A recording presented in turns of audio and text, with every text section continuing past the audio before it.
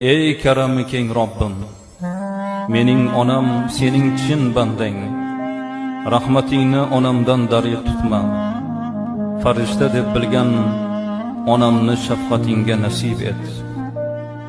Ey karami keng Robbim, mening onam sening chin bandang.